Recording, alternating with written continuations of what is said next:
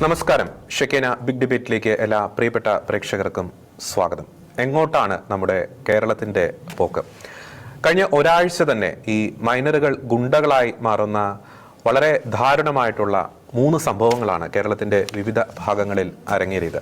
ഏറ്റവും ഒടുവിൽ കൽപ്പറ്റയിൽ, അതിനു മുമ്പ് പൈങ്ങോട്ടൂരും, ഇപ്പോൾ ഇന്ന് പുറത്തു വരുന്ന വാർത്ത കണിയാമ്പറ്റ എന്ന് പറയുന്ന സ്ഥലത്തും സമാനമായിട്ടുള്ള രീതിയിൽ 18 വയസ്സിന് താഴെയുള്ള കുട്ടികൾ തങ്ങളുടെ കൂട്ടുകാരെ, സഹപാഠികളെ ഒക്കെ അതിക്രൂരമായിട്ട് മർദ്ദിക്കുന്ന ദൃശ്യങ്ങൾ. നമുക്ക് മനുഷ്യ മനസാക്ഷി ഉള്ള ഒരു വ്യക്തിക്കും അത് ഇങ്ങനെ ഒരു ധൈര്യത്തോടെ കണ്ടു നിൽക്കാൻ സാധിക്കാത്ത ദൃശ്യങ്ങൾ. മാത്രമല്ല, ഈ കൽപ്പറ്റയിൽ നിന്ന് പുറത്തു വന്ന ദൃശ്യങ്ങൾ വളരെ വ്യക്തമാണ്. ആ ദൃശ്യത്തിൻ്റെയൊക്കെ ഒടുവിൽ ക്രിസ്തീയതയെ വളരെ പരസ്യമായി ഹീനമായി അവഹേളിക്കുന്ന കുട്ടിക്കൂട്ടങ്ങൾ. എങ്ങനെയാണ് ഇത്തരം ഒരു ക്രൂരമായിട്ടുള്ള ക്രിമിനൽ മനസ്സിന് ഉടമകളായി ഇവർ മാറുന്നത്? യാതൊരു ദാക്ഷിണ്യവും ഇല്ലാതെ ഈ മൃഗങ്ങളെ അടിക്കുന്നത് പോലെ എങ്ങനെയാണ് സ്വന്തം കൂട്ടുകാരെ, സഹപാഠികളെ, സമപ്രായക്കാരെ ഇങ്ങനെ അതിക്രൂരമായി മർദ്ദിക്കുന്ന ഒരു മാനസിക അവസ്ഥയിലേക്ക് ഈ കുട്ടിക്കൂട്ടങ്ങൾ മാറുന്നത്? ഈ വിഷയമാണ് ഇന്ന് ഷെക്കേന ബിഗ് ഡിബേറ്റ് ചർച്ച ചെയ്യാൻ ആഗ്രഹിക്കുന്നത്. ഇനി ചർച്ചയിൽ നമ്മോടൊപ്പം ചേരുന്നു അഭിഭാഷകനും ക്രിമിനോളജിസ്റ്റ് കൂടിയായിട്ടുള്ള ഫാദർ റോബിൻ പടിഞ്ഞാറേക്കുറ്റ്, ഒപ്പം തന്നെ സാമൂഹ്യ നിരീക്ഷകൻ ശ്രീ ബോബി തോമസ്. രണ്ടുപേർക്കും ഈ ചർച്ചയിലേക്ക് സ്വാഗതം. ആദ്യം അഡ്വക്കേറ്റ് ഫാദർ റോബിൻ പടിഞ്ഞാറേക്കുറ്റ്. നമുക്കറിയാം അതിദാരുണമായിട്ടുള്ള വാർത്തകൾ. കഴിഞ്ഞ വർഷമാണ് ഈ താമരശ്ശേരിയിൽ ഒരു കൂട്ടം വിദ്യാർത്ഥികൾ സ്വന്തം സഹപാഠി ഇങ്ങനെ മർദ്ദിച്ച് കൊലപ്പെടുത്തിയ ഒരു വാർത്ത പുറത്തു വന്നിരുന്നു. പിന്നീട് അവർക്ക് പരീക്ഷയൊക്കെ എഴുതാനുള്ള സൗകര്യങ്ങൾ സർക്കാർ ചെയ്തു കൊടുക്കുന്നു. എങ്ങനെയാണ് നമ്മുടെ ഈ പുതിയ തലമുറ, ജെന്നിസഡ് അല്ലെങ്കിൽ നമുക്ക് പല പേരുകളിൽ അറിയപ്പെടുന്ന ഈ പുതിയ തലമുറയിലെ കുട്ടികളിൽ പലരും ഇത്തരത്തിൽ ക്രൂരമായിട്ടുള്ള ഒരു ക്രിമിനൽ മനസ്സിന് ഉടമകളായി മാറുന്നത്? ആരാണ് ഇവർക്ക് ഇങ്ങനെ ഈ രീതിയിലുള്ള വല്ലാത്തൊരു പ്രോത്സാഹനം കൊടുക്കുന്നത്? Advocate father Robin Padinjarekkuttu. തീർച്ചയായിട്ടും ഈ ദിവസങ്ങളിലൊക്കെ പുറത്തേക്ക് വരുന്ന വാർത്തകൾ ഒരുപാട് ആശങ്കാജനകമാണ്. ഈ 3 വാർത്തകൾ പുറത്തു വന്നു, അത് റെക്കോർഡ് ചെയ്യപ്പെട്ടതുകൊണ്ട് പുറത്തു വന്നു മാത്രമേ ഉള്ളൂ. സമാനമായ കുറ്റകൃത്യങ്ങൾ കുട്ടികളുടെ ഇടയിൽ വളരെ വ്യാപകമായിട്ട് ഉണ്ടാകുന്നുണ്ട്. എന്ന് വെച്ചിട്ടുണ്ടെങ്കിൽ ഈ ജെൻസി എന്ന് നമ്മൾ വിശേഷിപ്പിക്കപ്പെടുന്ന ഏറ്റവും പുതിയ തലമുറ എന്ന് വെച്ചാൽ ഇപ്പോഴത്തെ ടീനേജേഴ്സിന്റെ ഒക്കെ അടുത്തേക്ക് വരുമ്പോൾ ആ കുറ്റകൃത്യങ്ങളുടെ ലോകത്തേക്കുള്ള ഒരു വാതിലുകൾ ഈ കുട്ടികൾക്ക് തുറന്നു കിട്ടുന്നുണ്ട് എന്നുള്ളതാണ്. അത് എങ്ങനെ സംഭവിക്കുന്നു എന്ന് ചോദിച്ചിട്ടുണ്ടെങ്കിൽ ഏറ്റവും പ്രധാനമായിട്ടുള്ള ഒരു കാര്യം എന്ന് പറയുന്നത്, നമ്മൾ 4 തലങ്ങളിലാണല്ലോ പ്രധാനമായിട്ട് നമ്മുടെ ഒരു സാമൂഹിക ഡെവലപ്മെന്റ് ശരിക്കും പറഞ്ഞാൽ ഉണ്ടാകേണ്ടത്. ഒരു വ്യക്തിത്വത്തിന്റെ ഒന്ന് നമ്മുടെ വ്യക്തിപരമായ കാര്യമാണ്, രണ്ടാമത് നമ്മുടെ സ്കൂളാണ്, 3 സൊസൈറ്റിയാണ്, ഏറ്റവും ഉപരിയായിട്ട് ഫാമിലിയാണ്. ഇപ്പൊ ഈ 4 തലത്തിലുള്ള ഒരു വലിയ ഒരു ശിഥിലത ഉണ്ടായിട്ടുണ്ടെന്നുള്ളൊരു യാഥാർത്ഥ്യമാണ്. നമ്മുടെ കേരള സമൂഹത്തിലെ വളർന്നു വരുന്ന കുട്ടികൾക്ക് ഈ 4 മേഖലയിലും ഒരു വലിയ ഒരു ശിഥിലത ഉണ്ടായിട്ടുണ്ട്. എന്ന് വെച്ചിട്ടുണ്ടെങ്കിൽ ഒന്ന് സ്വയം വിമർശിക്കാനോ അല്ലെങ്കിൽ ഉള്ളിലേക്ക് നോക്കാനോ ഉള്ള കഴിവ് നഷ്ടപ്പെട്ടു പോയി. എന്ന് വെച്ചിട്ടുണ്ടെങ്കിൽ പണ്ട് കാലങ്ങളിലൊക്കെയാണ് എന്തെങ്കിലും തെറ്റ് സംഭവിച്ചാൽ പോലും നമുക്ക് ഒരു മനസാക്ഷി ഉണ്ടായിരുന്നു വേട്ടയിടാനായിട്ട്. അയ്യോ സംഭവിച്ചു പോയല്ലോ, എന്താ പറ്റുന്നത്, ഇനി ആരോട് പോയി പറയണം, അങ്ങനെ ഒരു ആ മനസാക്ഷി ഇന്ന് നമ്മുടെ കുഞ്ഞുങ്ങൾക്ക് ഇതില്ലാതായി പോയി. അത് നമ്മുടെ മാധ്യമങ്ങൾക്ക് വലിയൊരു സ്വാധീനമുണ്ട്. അതുപോലെ നിരന്തരമായിട്ട് നമ്മൾ ചുറ്റുപാടും കാണുന്ന കാര്യങ്ങൾക്ക് വലിയൊരു പ്രാധാന്യമുണ്ട്. അപ്പൊ അങ്ങനെ ആ രീതിയിലുള്ള ഒരു മനസാക്ഷിയുടെ ശബ്ദം കുഞ്ഞുനാളിലെ ഈ മനസാക്ഷിയുടെ ശബ്ദം അടഞ്ഞു പോകുന്ന ഒരു അവസ്ഥ നമ്മുടെ കുട്ടികൾക്ക് ഉണ്ടാകുന്നുണ്ട് എന്നുള്ളതൊരു യാഥാർത്ഥ്യമാണ്.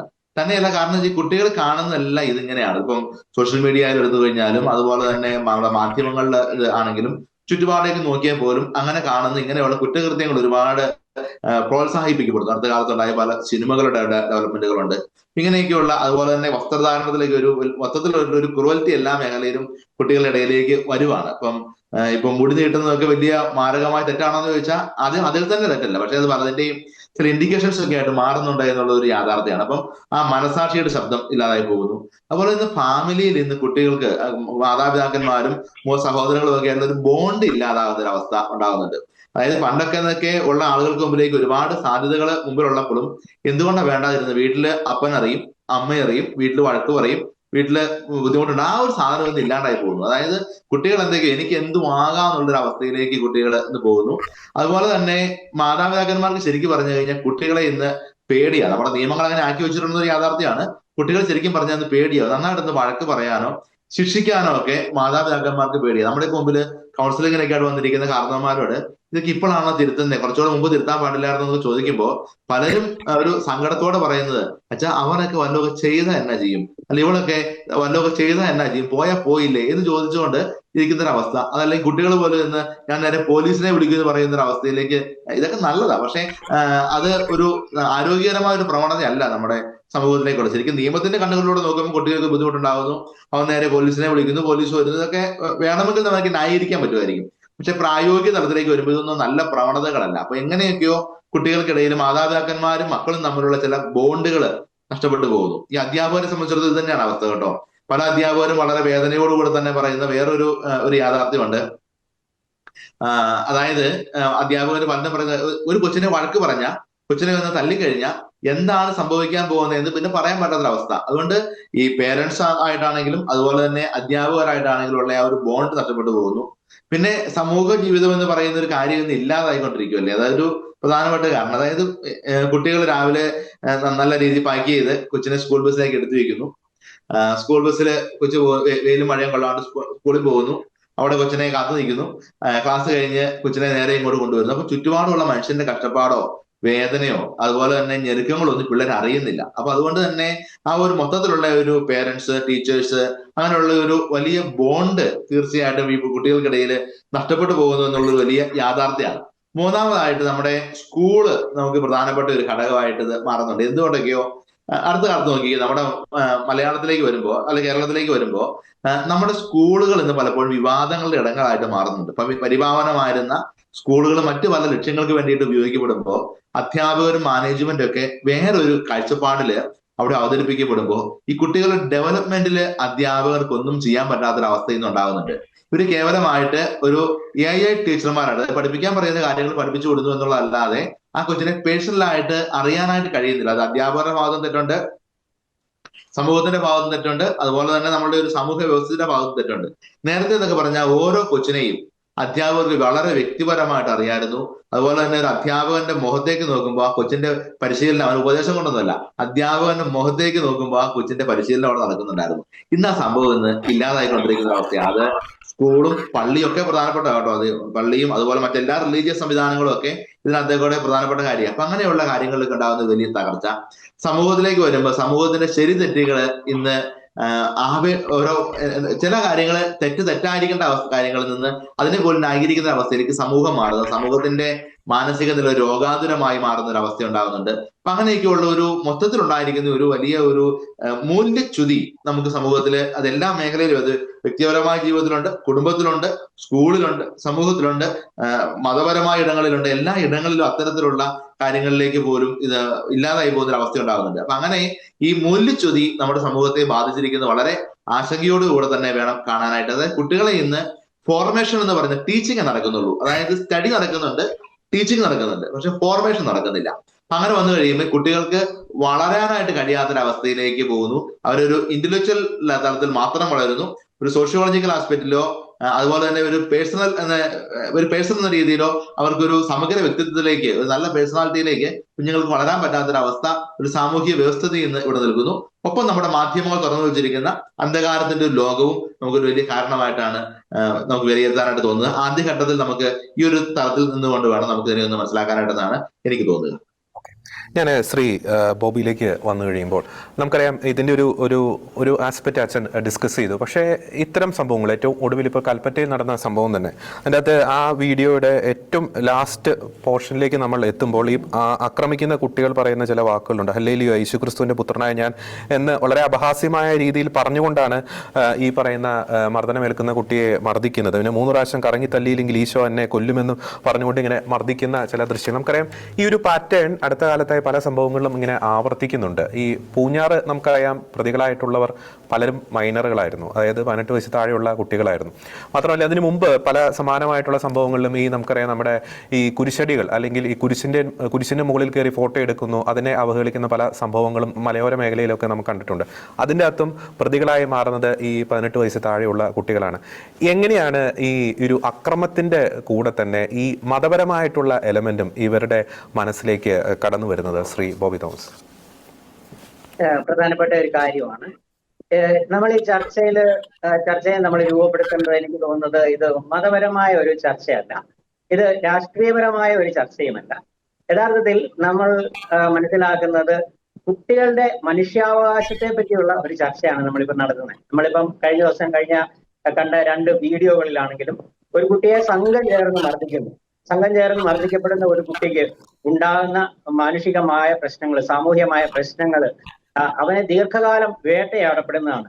ഇതിനെ നമ്മൾ പല കോണുകളിലും നിസ്സാരവൽക്കരിക്കുന്ന ഒരു പ്രവണത കാണാറുണ്ട്. ഒന്ന്, ഇത് കുട്ടികൾ തമ്മിലുള്ള ഒരു വഴക്കല്ലേ, ഇത് പ്ലേ ഗ്രൗണ്ടിലെ ഒരു വഴക്കല്ലേ, ഇത് ഒരു ബുള്ളിങ് പോലത്തെ ഒരു ഐറ്റം ആണോ? എന്നാൽ ഇത് ഇങ്ങനെ ഒന്നുമല്ല. ഇവിടെ നടക്കുന്നത് ശരിക്കും പറഞ്ഞാൽ ഒരു കൂട്ടഹിംസയാണ്. ഒരു സംഘം ആളുകൾ എന്ന് പറയുമ്പോൾ ഉടനെ ചോദിക്കും ഇത് കുട്ടികളല്ലേ? ശരിയാണ്, കുട്ടികളാണ്. പക്ഷെ ഈ കുട്ടികൾ സംഘം ചേർന്ന് തന്റെ സഹപാഠിയെയോ സമപ്രായക്കാരായ ഒരു കുട്ടിയെയോ ഇങ്ങനെ മർദ്ദിക്കുന്നു. ഈ മർദ്ദനം ആരും അങ്ങനെ കൂട്ടുകാരും തന്നെ അത് തടയാൻ ശ്രമിക്കുന്നില്ല. മാത്രമല്ല അവർ കൂടെ നിന്ന് ചിലപ്പോൾ പ്രോത്സാഹിപ്പിക്കുന്നു, കൈയടിക്കുന്നു. ഇതൊരു ഹ്യൂമിലിയേഷൻ ആണ്. ഈ കുട്ടിക്കുണ്ടാകുന്ന ഒരു മാനസികാവസ്ഥ വളരെ വലുതാണ്. ഇവിടെ നമ്മൾ ഇതിനെ നിസ്സാരവൽക്കരിക്കാൻ ചോദിക്കുന്ന മറ്റൊരു കാര്യമാണ്, കുട്ടികൾ മൈനറല്ലേ, കുട്ടികളല്ലേ. ഇത് ശരിക്കും കുട്ടികളുടെ ഒരു കളിയായിട്ട് നമുക്ക് ഇതിനെ മനസ്സിലാക്കാൻ പറ്റത്തില്ല. അതുപോലെ ഈ പ്രായത്തിലുള്ള കുട്ടികൾ ചെയ്യുന്ന ഇത്തരം കാര്യങ്ങള് ഒരു ക്രൈം അല്ലെന്നും നമുക്ക് പറയാൻ പറ്റില്ല. ഇവർക്ക് സാധാരണ മുതിർന്നവർ ചെയ്യുന്ന പോലെ ജയിൽ ശിക്ഷയോ ജീവപര്യന്തോ ഒന്നും ഇത്തരം കാര്യങ്ങൾക്ക് കൊടുക്കത്തില്ലായിരിക്കും. എങ്കിലും ഇതില് നമുക്ക് റീഹാബിലിറ്റേഷൻ ഉണ്ട്, കൗൺസിലിംഗ് ഉണ്ട്, സൂപ്പർവിഷൻ, ഇങ്ങനെയുള്ള കാര്യങ്ങളാണ് ചെയ്യേണ്ടത്. ഈ വേട്ടയാടുന്ന ആളുകൾക്ക് കൊടുക്കേണ്ടത് ഉടനെ കൗൺസിലിംഗ് ആണ്. അത്തരം ആക്രമികളായ കുട്ടികൾക്ക് കൗൺസിലിംഗ് കൊടുക്കണം. ഇതിന് ഇരയായ കുട്ടികൾക്ക് നമുക്ക് റീഹാബിലിറ്റേഷൻ, അവന് സൈക്കോളജിക്കലായ സപ്പോർട്ട് കൊടുത്തിട്ട് അവന് ഉണ്ടാകുന്ന മാനസികവും സാമൂഹികവുമായിട്ടുള്ള ആഘാതങ്ങളിൽ നിന്ന് നമുക്ക് അവനെ വെളിയിൽ കൊണ്ടുവരണം. ഇത് കമ്മ്യൂണൽ ഇഷ്യൂ ആണോ, ഇതിൽ മതപരമായ ഘടകങ്ങൾ ഉണ്ടോ എന്ന് ചോദിച്ചു കഴിഞ്ഞാൽ തീർച്ചയായിട്ടും ഉണ്ട്. അത് പക്ഷെ ഏതെങ്കിലും ഒരു മതത്തെ കുറ്റപ്പെടുത്തുന്ന രീതിയിലോ അല്ലെങ്കിൽ ഒരു മതത്തിന്റെ കുഴപ്പമായിട്ടോ നമുക്കതിനെ അനലൈസ് ചെയ്യാൻ പറ്റത്തില്ല. പക്ഷെ അത് മതപരമായ പഠന ശൈലികളുടെ ഒരു വ്യത്യാസമായിട്ട് നമുക്ക് അതിനെ പറയാൻ പറ്റും. ഇപ്പോൾ നമുക്കറിയാം, ഞാനൊരു കാറ്റഗിസ്റ്റ് കൂടിയാണ്. ഒരു ക്രിസ്ത്യാനി എന്ന നിലയിൽ നമ്മൾ വേദപാഠം പഠിപ്പിക്കുമ്പോൾ നമ്മൾ ക്ഷമിക്കുന്ന സ്നേഹത്തെക്കുറിച്ചും കരുണയെക്കുറിച്ചും ഒക്കെയാണ് പഠിപ്പിക്കുന്നത്. ദൈവം സ്നേഹമാണെന്ന് നമ്മൾ പഠിപ്പിക്കുന്നു, നമ്മൾ അങ്ങനെയാണ് പഠിപ്പിക്കുന്നത്. എന്നാൽ ആ പഠനശൈലിയെ നമുക്ക് അഗ്രസീവായിട്ട് കൊണ്ടുപോകാം. നമുക്ക് ഭയത്തിൻ്റെതായിട്ടുള്ള ഒരു വിത്ത് വിതറാം. നരകത്തെ കുറിച്ച് നമുക്ക് ഭയത്തിൽ പഠിപ്പിക്കാം. നിങ്ങൾ മാത്രമാണ് രക്ഷിക്കപ്പെട്ടവരെന്നും ബാക്കി ഉള്ള മനുഷ്യർ എല്ലാം നരകത്തിൽ പോകേണ്ടവരാണെന്നുള്ള ശൈലിയിൽ നമ്മുടെ അധ്യാപനത്തെ മാറ്റിയാൽ എന്ത് സംഭവിക്കും? തന്റെ കൂടെ അടുത്തിരുന്ന് പഠിക്കുന്ന കുട്ടി ജന്മനാ തന്നെ നരകത്തിൽ പോകാനുള്ളവനാണ് എന്നുള്ള ബോധം ഈ കുഞ്ഞിന്റെ മനസ്സിൽ വരികയാണ്. അപ്പൊ ഡോമിനേഷൻ വരികയാണ്. അവനെ നമ്മളൊരു നികൃഷ്ട ജീവിയായിട്ട് കാണുന്ന ഒരു രീതിയിലേക്ക് വരുവാണ്. അപ്പം ഏത് മതമാണെങ്കിലും അതിന്റെ നന്മകൾ നമുക്ക് പഠിപ്പിക്കാൻ സാധിക്കും. അതിനെ വളരെ അഗ്രസീവായിട്ട് വളരെ മോശമായ രീതിയിലേക്ക് കൊണ്ടുവരികയും ചെയ്യാനും പറ്റും. അപ്പം മതപരമായ പഠനത്തിന്റെ കുഴപ്പം അതിൽ കാണാം. പക്ഷെ എങ്കിലും അച്ഛൻ ആദ്യം സൂചിപ്പിച്ച 4 ഇൻസ്റ്റിറ്റ്യൂഷനുകളുടെ തകർച്ച തന്നെയാണ് ഇതിന്റെ അടിസ്ഥാനപരമായ വിഷയം. ആ ഇൻസ്റ്റിറ്റ്യൂഷനിൽ വരുന്നതാണ് ഈ മതബോധനവും എന്ന് ഞാൻ മനസ്സിലാക്കുന്നു. ഈ കുട്ടികൾ ഇങ്ങനെ ചെയ്യുന്നത് എന്തുകൊണ്ടാണ് എന്ന് നമുക്ക് പലപ്പോഴും ചിന്തിക്കാറുണ്ട്. ഒന്ന്, തീർച്ചയായിട്ടും അവർ കുട്ടികളായതുകൊണ്ടാണ്. ഒന്ന്, അവരുടെ ബ്രെയിൻ ഡെവലപ്മെന്റ് പൂർണ്ണമായിട്ടില്ലാത്ത ഒരു ഘട്ടമാണത്. നമുക്ക് ഒറ്റയ്ക്ക് ചെയ്യാൻ പറ്റാത്ത പല കാര്യങ്ങളും സംഘം ചേർന്ന് കഴിഞ്ഞാൽ വളരെ നിസ്സാരമായിട്ട് ചെയ്യാൻ പറ്റും. അതിൽ ഒരു ത്രില്ല് നമുക്കുണ്ടാകും, അതിലൊരു ഹീറോയിസം അതിൽ ഡെവലപ്പ് ചെയ്യും. ഈ ഡോപ്പോമിൻ പോലെയുള്ള സംഭവങ്ങളുടെ കാരണങ്ങൾ കൊണ്ട് അതിന് ഒരു ത്രില്ലോ അതിന് ഒരു വശ്യതയോ ഒക്കെ ഉണ്ടാവും. ഇത് കണ്ട് കൈകൊട്ടി ആനന്ദിക്കുന്ന ചുറ്റുമുള്ള ആൾക്കാരെ കാണുമ്പോഴത്തേനും അവനെ കൂടുതൽ ഒരു ഹീറോ പരിവേഷം കിട്ടും. അത്തരം കാര്യങ്ങളാണെന്ന് തോന്നുന്നു ഇങ്ങനെ ചെയ്യുന്നത്. പിന്നെ നമ്മുടെ സാമൂഹ്യ പരിസരം പണ്ട് ഇങ്ങനെയൊക്കെ ആയിരുന്നു എന്ന് ചോദിച്ചു കഴിഞ്ഞാൽ, പണ്ട് കുട്ടികൾ വഴക്ക് കൂടാറില്ലായിരുന്നു, പലരും ചോദിക്കാറുണ്ട്. ശരിയാണ്, പണ്ട് എങ്ങനെയാണ് വഴക്ക് കൂടുന്നത്? അത് ഫേസ് ടു ഫേസ് ആണ്. 2 കുട്ടികൾ തമ്മിൽ പരസ്പരം വഴക്കുണ്ടാക്കുന്നു. അതും ഒരാളെ കൊല്ലം പോകുന്ന രീതിയിലോ അല്ലെങ്കിൽ അവന് മരണാത്മകമായ രീതിയിലോ ആക്രമിക്കുന്നില്ല. അങ്ങനെ വഴക്ക് കൂടാകുമ്പോൾ മുതിർന്നവരാരെങ്കിലും വന്ന് പിടിച്ചു മാറ്റുന്നു, അതോടുകൂടി അവിടെ തീരുന്നു. ഇതങ്ങനെയല്ല. ഒരു സംഘം ആളുകൾ ഒരാളെ ടാർഗറ്റ് ചെയ്തിട്ട് ആക്രമിക്കുന്നു, കൈയടിക്കുന്നു. ഇത് കാഴ്ചക്കാരായിട്ട് വരുന്നവരും ഒന്നും ചെയ്യുന്നില്ല. അങ്ങനെയുള്ള കാര്യങ്ങൾ ഇതില് നമുക്ക് സംഘം ചേരുമ്പോൾ ലഭിക്കുന്ന ഒരു വലിയ ധൈര്യം ഇതിന്റെ പിന്നിലുണ്ടെന്ന് തോന്നുന്നു. പിന്നെ ഉള്ളതെന്ന് പറഞ്ഞാല് 2 ഘടകങ്ങൾ കൂടി ഞാനൊന്ന് സൂചിപ്പിക്കുകയാണ്. അടുത്ത കാലത്ത് ഇറങ്ങിയിരിക്കുന്ന സിനിമകളിൽ വളരെ രക്തദൂഷിതമായ സിനിമകൾ, കൊലയും ഇപ്പം സിനിമ കണ്ടു ഒരു കുട്ടി മോശമാകുമെന്ന് ചോദിച്ചാൽ അതിൽ തന്നെ ഇല്ലെന്ന് തന്നെ നമുക്ക് പറയാം. പക്ഷേ ഈ കൊലയും പ്രതികാരവും ഒരു സാർവത്രികമായ ഒരു കാര്യമാണ്, അല്ലെങ്കിൽ അത് വളരെ നോർമലൈസ്ഡ് ആയിട്ടുള്ള ഒരു ആയിട്ട് വീണ്ടും വീണ്ടും അവതരിപ്പിക്കപ്പെടുമ്പോൾ ഇതിന്റെ ഗൗരവം അവർക്ക് മനസ്സിലാകുന്നില്ല, ഇതിന്റെ വരുംവരായികൾ മനസ്സിലാകുന്നില്ല.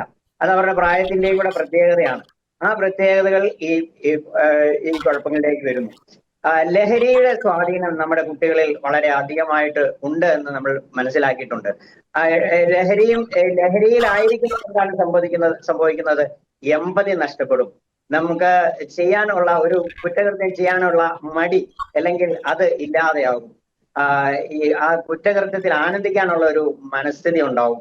ചുറ്റുമുള്ള കയ്യടികളും ആർപ്പുവിളികളും അവനെ കൂടുതൽ ഹിംസാത്മകമാക്കും. ഇതൊക്കെ തന്നെയാണ് ഇതിന്റെ അടിസ്ഥാനമായ പ്രശ്നങ്ങൾ എന്നാണ് എനിക്ക് തോന്നുന്നത്. ഓക്കെ, ഒരു കാര്യം കൂടി ശ്രീ ബോബി, നമുക്കറിയാം ഇത്തരത്തിലുള്ള വീഡിയോ ഇപ്പോൾ പൈങ്ങൂട്ടരായിക്കോട്ടെ, ഇപ്പോൾ ഈ കണിയാമ്പറ്റ എന്ന് പറയുന്ന സ്ഥലത്തായിക്കോട്ടെ, നമ്മുടെ ഈ കൽപ്പറ്റ ആയിക്കോട്ടെ, ഈ ഒരു സെയിം പാറ്റേൺ നമുക്ക് കാണാൻ സാധിക്കുന്നുണ്ട്. അതായത് ഈ മർദ്ദിക്കുന്നവർ തന്നെ അത് ഷൂട്ട് ചെയ്യുന്നു, പിന്നീട് റീൽസൊക്കെ ആക്കാനുള്ള ശ്രമം നടക്കുന്നു. അപ്പോൾ ഒരു പ്രത്യേക ഒരു സാഡിസ്റ്റ് മനോഭാവം, തങ്ങളുടെ മർദ്ദനത്തിൽ ഇരയാകുന്ന ആ കുട്ടിയുടെ അല്ലെങ്കിൽ സഹപാഠിയുടെ കൂട്ടുകാരൻ്റെ ആ ഒരു കരച്ചിൽ, ആ രോദനം, അത് വീണ്ടും വീണ്ടും ഇങ്ങനെ ആവർത്തിച്ച് കണ്ടൊരു സാഡിസ്റ്റ് ഒരു മനോഭാവത്തിലേക്ക് പോകുന്ന ഒരു തലമുറ, അത് വളരെ അപകടകരമായിട്ടുള്ളൊരു കാര്യം തന്നെയല്ലേ? പിന്നീട് റീൽസും ഷോർട്സും സാമൂഹ്യ മാധ്യമത്തിലൂടെയൊക്കെ നമുക്കറിയാം, ഒരു കുറ്റകൃത്യം ചെയ്ത മാക്സിമം ഈ കുറ്റവാളികൾ ശ്രമിക്കുന്നത് കുറ്റകൃത്യം മൂടി വെക്കാനാണ്. ഇവർ തന്നെ ഇവരുടെ ഫോണിൽ തന്നെ അതിന്റെ തെളിവായിട്ട് സൂക്ഷിക്കുന്നു. അത് പ്രത്യേകതരം ഒരു മനോഭാവം തന്നെയല്ലേ ശ്രീ ബോബി തോമസ്? തീർച്ചയായിട്ടും. അത് ഇങ്ങനെ ചെയ്യുന്ന ആളുകളെ നമ്മൾ കണ്ടെത്തുകയും, ഈ പാറ്റേൺ വളരെ പ്രധാനപ്പെട്ട കാര്യമാണ്. ഈ ഹ്യൂമിലേറ്റ് ചെയ്യുകയും, പഴയകാല വഴക്കുകളെ പറ്റി പറഞ്ഞിട്ടുണ്ട്. പഴയകാല വഴക്കുകൾക്ക് ഈ പറഞ്ഞ കണക്ക് ശ്രോതാക്കൾ അല്ലെങ്കിൽ പ്രേക്ഷകർ കുറവാണ്. ഇവിടെ ഇത് വീഡിയോ ആയിട്ട് ഇപ്പം തന്നെ നമുക്കറിയാം, കഴിഞ്ഞ 2 വീഡിയോകളുടെ കാര്യമാണ് നമ്മൾ എക്സാമ്പിൾ ആയിട്ട് എടുത്തിരിക്കുന്നത്. ഇത് ദശലക്ഷക്കണക്കിന് ആൾക്കാരാണ് ഇതിനകം കണ്ടു കഴിഞ്ഞിരിക്കുന്നത്, അല്ലെ? അപ്പം ഇത്രയും ആളുകളുടെ അരികിലേക്ക് ഇത് കടന്നു ചെല്ലുമ്പോൾ ഈ ഇരയാക്കപ്പെട്ട കുട്ടികൾക്കുണ്ടായ സാമൂഹിക ആഘാതം എന്താണ്, അവന്റെ മാനസിക ആഘാതം എന്താണ് എന്ന് നമ്മൾ മനസ്സിലാക്കിയിട്ടുണ്ടോ? നമ്മൾ ഇത്തരം കാര്യങ്ങൾ ചെയ്യുന്നവരെ നമ്മൾ കണ്ടെത്തുകയും അവർക്ക് കൗൺസിലിംഗ് കൊടുക്കുകയും ഇത് ഇരയായിട്ടുള്ളവരെ പ്രത്യേകം അവർക്ക് സൈക്കോളജിക്കലായിട്ടുള്ള സപ്പോർട്ട് കൊടുക്കുകയും ചെയ്യേണ്ടത് വളരെ അത്യാവശ്യമായിട്ടുള്ള ഒരു കാര്യമാണെന്നാണ് എനിക്ക് തോന്നുന്നത്. ഇത് ഒറ്റപ്പെട്ട സംഭവമല്ല തീർച്ചയായിട്ടും. കാരണം ഈ കഴിഞ്ഞ ദിവസം രണ്ടാഴ്ച മുമ്പ് എനിക്കുണ്ടായ അനുഭവം ഞാൻ പറയാം. ഞാൻ എൻ്റെ മകനുമായിട്ട് കാറിൽ യാത്ര ചെയ്ത് പോരുന്നു. ഒരു വിജനമായ ഒരു സ്ഥലം, റെയിൽവേ മേൽപ്പാലത്തിന്റെ താഴെ എത്തിയപ്പോൾ ഇതുപോലെ ഒരു സംഘം ചേർന്ന് കുറെ കുട്ടികൾ ഒരു കുഞ്ഞിനെ ഒരു കുട്ടിയെ, ഒരു +2 +1 +2 പ്രായക്കാരാണ്, ഒരാളെ ഈ സംഘം ചേർന്ന് ആക്രമിക്കുകയാണ്. ഞാനിത് പെട്ടെന്ന് കണ്ടപ്പോൾ ഞാൻ സ്തബ്ധനായിപ്പോയി. എന്ത് ചെയ്യണം എന്ന് എനിക്ക് അറിയാൻ മേലാതായിപ്പോയി. ഞാൻ പെട്ടെന്ന് കാർ ചവിട്ടി നിർത്തി വളരെ രൂക്ഷമായിട്ട് ഞാൻ അവരെ നോക്കിക്കൊണ്ടിരുന്നു. ഞാൻ അത്രേ ചെയ്തുള്ളൂ. എന്റെ ഞാനത് ശ്രദ്ധിക്കുന്നു, ഒരാൾ ശ്രദ്ധിക്കുന്നു എന്ന് കണ്ടപ്പോൾ പതുക്കെ ആക്രമണം അവിടെ അല്ലെങ്കിൽ ഇല്ലാതാവുകയാണ് ചെയ്തത്. ഞാനിത് എൻ്റെ പല സുഹൃത്തുക്കളോട്, അധ്യാപകരായിട്ടുള്ള സുഹൃത്തുക്കളോടും ഒക്കെ ചോദിച്ചു, എനിക്കിങ്ങനെ ഒരു സംഭവം ഉണ്ടായി, എൻ്റെ ഹൃദയത്തെ അത് വല്ലാതെ വേദനിപ്പിക്കുന്നു, എന്താണ് ഈ കുട്ടികൾ ഇങ്ങനെ? അപ്പോൾ അവര് പറയുന്നത് ഇതിങ്ങനെ ഒരു ഒറ്റപ്പെട്ട സംഭവമായിട്ടല്ല, ഇപ്പോഴത്തെ കുട്ടികൾ ഇങ്ങനെയാണ് സാറേ എന്നുള്ള രീതിയിലാണ് പറയുന്നത്. അപ്പം നമ്മുടെ ഈ കുട്ടികൾക്ക് എന്തുകൊണ്ടാണ് ഈ പ്രവണത ഉണ്ടാകുന്നത് എന്നുള്ളതിന്റെ ആ പാറ്റേൺ നമ്മൾ മനസ്സിലാക്കുകയും ഇവർക്ക് ശാസ്ത്രീയമായ രീതിയിൽ നമുക്ക് ഇതിൽ ഇരയാകുന്നവരെയും നമുക്ക് രക്ഷിക്കണം, ഇതിലെ വേട്ടയാടുന്നവരെയും നമുക്ക് രക്ഷിക്കണം. ഇവർ കുഞ്ഞുങ്ങളാണ്, ആ കുട്ടികളായ അവരെ നമുക്ക് നഷ്ടപ്പെടുത്താൻ പറ്റില്ല. ഓക്കെ, ഞാൻ അച്ഛനിലേക്ക് വരികയാണ്. അച്ഛൻ, നമുക്ക് അറിയാവുന്ന പോലെ ഇപ്പോൾ ഈ 90s kids, 80s kids, Jency, ഇതൊക്കെ സാമൂഹ്യ മാധ്യമങ്ങൾ സൃഷ്ടിച്ചെടുത്ത ചില വാചകങ്ങളാണ്. അപ്പോൾ അതിൻ്റെയൊക്കെ ഒരു പശ്ചാത്തലത്തിൽ പരസ്പരം മനസ്സിലാകാൻ കഴിയാത്ത രീതിയിൽ ഈ തലമുറകളുടെ ഭാഷാ ശൈലിയും ആ പ്രവർത്തികളും ഒക്കെ മാറുന്നുണ്ടോ? ഞാനത് ചോദിക്കാൻ കാരണം, കഴിഞ്ഞ ദിവസം ഇൻസ്റ്റാഗ്രാമിലൊരു റീല് അല്ലെങ്കിൽ ഷോർട്ട് വീഡിയോ കാണുകയാണ്. സ്റ്റേജിലായിട്ടുള്ളൊരു വീഡിയോ ആണോ എന്ന് എനിക്കറിയത്തില്ല. ഒരു പ്രായം ചെന്ന ഒരു അപ്പൻ സ്വന്തം മകളെ ട്രെയിനിൽ കയറ്റി വിടുന്നു, യാത്ര പറയുന്നു. അപ്പോൾ മകൾ ഇങ്ങനെ ഒരു സിമ്പൽ കാണിക്കുന്നു. അപ്പോൾ ജെൻസിയുടെ ആ സിമ്പൽ ഞാൻ മനസ്സിലാക്കുന്നിടത്തോളം ഈ ഒരു സ്നേഹത്തിന്റെ ഒരു സിമ്പലാണ്. പക്ഷെ അപ്പൻ മനസ്സിലാക്കുന്നത് പൈസ വേണമെന്നാണ് മനസ്സിലാക്കുന്നത്. അതിൻ്റെ പേഴ്സിൽ നിന്ന് പൈസ എടുത്ത് ആ മകൾക്ക് കൊടുക്കുന്നു. വീഡിയോ എന്താണെങ്കിലും ആയിക്കോട്ടെ. പക്ഷെ ആ തരത്തിൽ പരസ്പരം ഇങ്ങനെ മനസ്സിലാകാത്ത രീതി, ഇപ്പോൾ 90s എന്തെങ്കിലും പറഞ്ഞില്ല, തന്ത വൈബ് എന്ന രീതിയിലേക്ക് കാര്യങ്ങളൊക്കെ പോകുന്നു. അപ്പോൾ വലിയൊരു ജനറേഷൻ ഗ്യാപ്പ്, അത് ഒരു വളരെ ഡേഞ്ചറസ് ആയിട്ടുള്ളൊരു ഗ്യാപ്പായിട്ട് അച്ഛന് തോന്നുന്നുണ്ടോ? തീർച്ചയായിട്ടും വലിയ ഡേഞ്ചർ ആയിട്ട് തന്നെ തോന്നുന്നു. ഇന്നത്തെ കുട്ടികളുടെ ചിന്താരീതികളും അവരുടെ അവതരണ രീതികളും ജീവിതത്തിന്റെ ശൈലികളും ഉപയോഗിക്കുന്ന ലാംഗ്വേജും എല്ലാം എൻ്റർലി ഡിഫറെന്റ് ആയിട്ട് കാണുകയാണ്. ഉദാഹരണം പറയുന്നത്, ഒരു കാര്യത്തിന് നമ്മൾ തമ്പ് കൊടുക്കുന്നു. പണ്ട് കാലഘട്ടത്തിൽ ഈ തമ്പ് എന്ന് പറയുന്ന സാധനം അർത്ഥം ഒരുപക്ഷെ ഇതൊക്കെ ഉണ്ടാവാം, അത് കാണിക്കേണ്ടടത്തേ കാണിക്കേണ്ടായിരുന്നുള്ളൂ. ഇപ്പൊ ഇത് ആരോടും കാണിക്കാൻ കഴിയുന്ന സാധനമായിട്ട് ഈ തമ്പ് എന്ന് പറയുന്ന സാധനം കാണുകയും, അല്ലെങ്കിൽ നമ്മുടെ സോഷ്യൽ മീഡിയയിലോ അല്ലെങ്കിൽ നമ്മുടെ എവിടെയൊക്കെയാണെങ്കിലും വരുന്ന ഈ ലാംഗ്വേജുകൾ ആ രീതിയിലേക്ക് കാര്യങ്ങൾ മാറി വരുന്നു എന്നുള്ളത് പ്രധാനപ്പെട്ട കാര്യമാണ്. അതുകൊണ്ട് തന്നെ ഈ തലമുറകളുടെ വ്യതിയാനം വളരെ പ്രധാനപ്പെട്ട ഒരു കാര്യമാണ്. നമ്മൾ അതിലേക്ക് പോകുന്നതിന് മുമ്പ് ഞാൻ ഒരു കാര്യത്തിലേക്ക് ശ്രദ്ധ ക്ഷണിക്കുവാണ് കേട്ടോ. അതായത് നമ്മൾ പറഞ്ഞല്ലോ, ഹല്ലേലൂയയെ അപമാനിക്കാൻ സെക്കൻഡ് പാർട്ട് പറയാമെന്ന് കരുതിക്കൊണ്ടിരുന്ന കാര്യമാണ് നമ്മൾ ഡിസ്കഷൻ വന്നത്. അതായത് നമ്മുടെ 3-4 സിനിമകൾ നമ്മളൊന്ന് ശ്രദ്ധിക്കണമെന്നാണ്. ഒന്ന്, ലൂസിഫർ എന്ന് പറയുന്ന ചിത്രം. അതിനകത്ത് അതിന്റെ വില്ലൻ കഥാപാത്രം വിവേക് ഒബ്രോയ് ചെയ്ത ആ കഥാപാത്രത്തിനകത്ത് ഓരോ കൊലപാതകത്തിന് മുമ്പ് പറയുന്നത് ബൈബിൾ വാക്യമാണ് പറഞ്ഞിട്ട് പോകുന്ന ഒരു സംഭവം. ഇതൊക്കെ എന്ന് പറയുന്നത് സിനിമകൾ കുട്ടികളെ സ്വാധീനിക്കുന്നില്ല എന്ന് പറഞ്ഞാൽ ഒരു പരിധിക്ക് കൂടുതൽ സ്വാധീനിക്കുന്നുണ്ടെന്നുള്ളതാണ് എന്റെ പക്ഷം കേട്ടോ. രണ്ടാമത്തേത്, അബ്രഹാമിന്റെ സന്തതികൾ എന്ന് പറയുന്ന മമ്മൂട്ടി സിനിമ. അതിന്റെ ഈ ഓരോ കൊലപാതകങ്ങളുടെയും അവിടെ അവശേഷിപ്പിച്ചിട്ട് പോകുന്നത് ഓരോ കാർഡുകൾ, ബൈബിൾ വാക്യങ്ങൾ എഴുതിയ ഓരോ കാർഡുകൾ അവിടെ അവശേഷിപ്പിച്ചിട്ട് പോകുന്നതാണ്. അതുപോലെ തന്നെ ഈ മെമ്മറീസ്, പൃഥ്വിരാജിന്റെ മെമ്മറീസ് എന്ന് പറയുന്ന സിനിമ, മെമ്മറീസ് എന്ന സിനിമയ്ക്കകത്ത് കൊലപാതകങ്ങളുടെ മതപരമായ ചിഹ്നങ്ങൾ വളരെ കൃത്യമായ രീതിയിൽ ഇൻഡിക്കേറ്റ് ചെയ്യപ്പെടുന്നുണ്ട്. അതുപോലെ തന്നെ ദ പ്രീസ്റ്റ് എന്ന് പറയുന്ന മമ്മൂട്ടി സിനിമയിലും റിലീജിയസ് സിംബൽസ് ആവശ്യമില്ലാതെ വലിച്ചഴക്കപ്പെടുന്നുണ്ട്. ഗദാമ എന്ന് പറയുന്ന സിനിമയിലും ബൈബിൾ വാക്യം തെറ്റായ രീതിയിൽ വ്യാഖ്യാനിച്ചുകൊണ്ട് ഇത് വരുന്നുണ്ട്. അപ്പോൾ ഈ കുറ്റകൃത്യങ്ങളുടെ ലോകത്തേക്ക് മനഃപൂർവ്വമായിട്ട് ക്രിസ്ത്യൻ സിംബൽസിനെ വലിച്ച് ഇഴച്ചു കൊണ്ടുവരാനുള്ള വലിയ ഒരു ശ്രമം കുറെ നാളുകളായിട്ട് മലയാള സിനിമയും മലയാള മാധ്യമങ്ങളും ഒക്കെ നടത്തുന്നുണ്ട്. അത് ഞാൻ ക്രിമിനൽ സിനിമകളുടെ മാത്രമേ പേരെടുത്ത് ഞാൻ പറയുന്നുള്ളൂ. അതുപോലെ തന്നെ നെഗറ്റീവായ മറ്റു ചില സിനിമകളിലെ ചില പ്രത്യേക സാഹചര്യങ്ങളിൽ അനാവശ്യമായിട്ട് കുരിശുൾപ്പെടെയുള്ള കാര്യങ്ങൾ കൊണ്ടുവരരുതാത്ത ഇടങ്ങളിൽ കുരിശുൾപ്പെടെയുള്ള സാധനങ്ങൾ ഉപയോഗിക്കുന്ന വളരെ കൃത്യമായ രീതിയിലുള്ള ലാംഗ്വേജ്, കൃത്യമായ രീതിയിലുള്ള ഈ മതപരമായ കാര്യങ്ങളെ അപമാനിക്കുന്ന ചില കാര്യങ്ങൾ. അപ്പൊ അത് ഞാൻ ആ സിനിമകളുടെ പേര് വളരെ ബോധപൂർവ്വം ഞാൻ വിട്ടുകളയുകയാണ്. എങ്കിലും കേൾക്കുന്നവർക്ക് മനസ്സിലാവുന്നുണ്ടെന്ന് ഞാൻ വിചാരിക്കുന്നു. അപ്പൊ അങ്ങനെയുള്ള കാര്യങ്ങൾ ഉണ്ടാകുന്ന ഈ റിലീജിയസ് സിംബൽസിനെ കൊണ്ടുവന്ന്, പ്രത്യേകിച്ച് ക്രിസ്ത്യാനിറ്റിക്കെതിരെയുള്ള, ക്രിസ്ത്യാനിറ്റിയെ അവഹേളിക്കാനോ അല്ലെങ്കിൽ ക്രിസ്ത്യാനിറ്റി ഇത്തരം കാര്യങ്ങളെ പ്രൊമോട്ട് ചെയ്യുന്നതായിട്ടോ അല്ലെങ്കിൽ ഇതിലൊരു പ്രത്യേക ഒരു ആനന്ദം കണ്ടെത്തുന്ന ഒരു സാമൂഹിക വ്യവസ്ഥിതി നമ്മുടെ സമൂഹത്തിൽ ഉണ്ട് എന്നുള്ളതാണ്. രണ്ടാമത്തെ ഒരു മേഖല എന്ന് പറയുന്നത് നമ്മുടെ റീൽസ് ഒരു മാനസിക രോഗമായിട്ട് ഇന്ന് മലയാളിക്ക് മാറി എന്നുള്ളത് ഒരു യാഥാർത്ഥ്യമാണ്. കാരണം എന്തിനും ഏതിനും റീൽസാ. നമ്മുടെ ഇൻസ്റ്റഗ്രാം ഒക്കെ തുറന്നു നോക്കിയേക്കേ, എന്തെല്ലാമാണ് നമ്മൾ കാണുക. അതുകൊണ്ട് തന്നെ എങ്ങനെയും ശ്രദ്ധ പിടിച്ചു പറ്റാൻ വേണ്ടിയിട്ട് ആ രീതിയിലുണ്ട്. അത് കുറ്റകൃത്യം ചെയ്തിട്ട് അത് സ്വയം റെക്കോർഡ് ചെയ്ത് സ്വയം അപ്ലോഡ് ചെയ്ത് അതിലൊരു ആനന്ദം കണ്ടെത്തുന്ന ഒരു അവസ്ഥയിലേക്ക് നമ്മുടെ രീതികൾ മാറിക്കൊണ്ടിരിക്കുന്നു. മൂന്നാമത്തെ പ്രധാനപ്പെട്ട മേഖലയാണ് ജോർജി പറഞ്ഞത്, ഈ തലമുറകൾ മാറും തോറും മൂല്യങ്ങൾ ഇല്ലാതാവുകയും സംസാര രീതിയും ലാംഗ്വേജും പ്രവൃത്തികളും ഒക്കെ ഇല്ലാതാവുകയും ചെയ്യുന്ന തലം. അത് എല്ലാ തരത്തിലുണ്ട്. ഇപ്പം ലാംഗ്വേജിൽ മാത്രമല്ല, വസ്ത്രധാരണത്തിൽ അതിന്റെ രീതികൾ മാറി. അതുപോലെ മറ്റുള്ളവരെ ബഹുമാനിക്കാൻ പഠിക്കുന്ന ഒരു തലമുറ ഇന്ന് പതുക്കെ ഇല്ലാതായിക്കൊണ്ടിരിക്കുകയല്ലേ. എന്ന് വെച്ചിട്ടുണ്ടെങ്കിൽ നമ്മൾ ഒരു മുതിർന്നവരെ കാണുമ്പോൾ എഴുന്നേറ്റ് നിൽക്കുന്ന ഒരു പാരമ്പര്യം നമുക്കുണ്ടായിരുന്നു. ഇന്ന് നമ്മുടെ ഇതിലേക്ക് മാറിയോ? നമ്മുടെ പള്ളി വേറെ ഒരിടത്തേക്ക് നമ്മൾ പോകണ്ട, സ്വയം വിമർശനത്തിലേക്ക് വരിക. നമ്മുടെയൊക്കെ മതബോധന ക്ലാസ്സുകൾ വികാരിച്ചന്മാരെ കാണുമ്പോൾ അല്ലെങ്കിൽ അച്ഛന്മാരെ കാണുമ്പോൾ ഈശോ മിശിഹായ്ക്ക് സ്തുതിയായിരിക്കട്ടെ എന്ന് പറഞ്ഞുകൊണ്ടിരുന്ന നമ്മുടെ പാരമ്പര്യത്തിൽ നിന്ന് നമ്മുടെ കുഞ്ഞുങ്ങളിൽ നിന്ന് മാറിയിട്ട് ഗുഡ് മോർണിംഗ് ഫാദർ എന്ന് പറയുകയും അതിന് ഗുഡ് മോർണിംഗ് തിരിച്ചു പറയുകയും ചെയ്യുന്ന അച്ഛന്മാരുടെ തലത്തിലേക്ക് നമ്മൾ മാറി എന്നുള്ളത് ഒരു ആത്മവിമർശനമായിട്ട് വേണം നമ്മൾ അതിനെ കാണാനായിട്ട്. അത് നമ്മൾ കാര്യങ്ങൾ പറയുമ്പോൾ കാര്യങ്ങളായിട്ട് തന്നെ മനസ്സിലാക്കേണ്ടതായിട്ടുണ്ട്. അങ്ങനെ ഒരു നമ്മുടെയൊക്കെ കുടുംബങ്ങളിലേക്ക് പോലും കടന്നു ചെന്ന് നമ്മുടെ മൂല്യങ്ങൾ തകർക്കപ്പെട്ടുകൊണ്ടിരിക്കുന്ന ഒരു അവസ്ഥയിലേക്ക് തീർച്ചയായിട്ടും നമ്മൾ വളരെ ഗൗരവമായിട്ട് തന്നെ ശ്രദ്ധിക്കേണ്ടതായിട്ടുണ്ട്. ഇനി എനിക്ക് പ്രത്യേകിച്ച് എന്നെ കേൾക്കുന്ന മതബോധന വിഭാഗവുമായി ബന്ധപ്പെട്ട് നിൽക്കുന്ന പ്രിയപ്പെട്ട ബോബി സാർ ഉൾപ്പെടെയുള്ള മതാധ്യാപകർക്ക് മുമ്പിലേക്ക് എനിക്ക് വെക്കാനുള്ള കാര്യം, നമ്മുടെ മതബോധന ക്ലാസ്സുകളിൽ ഇത്തരം വിഷയങ്ങൾ കുറച്ചൊക്കെ നമ്മൾ തുറന്ന് സംസാരിക്കുന്ന ഒരു അവസ്ഥയിലേക്ക് മാറണം. ഒരു പക്ഷെ നമുക്ക് ടെക്സ്റ്റ് അടിച്ചു കൊടുക്കാൻ പറ്റത്തില്ല, ഇതിന്റെ ഇന്ന കാര്യങ്ങൾ ചെയ്യണം അല്ലെങ്കിൽ ഇന്ന കാര്യങ്ങൾ ടെക്സ്റ്റ് അടിച്ച് കൊടുക്കാൻ പറ്റത്തില്ല.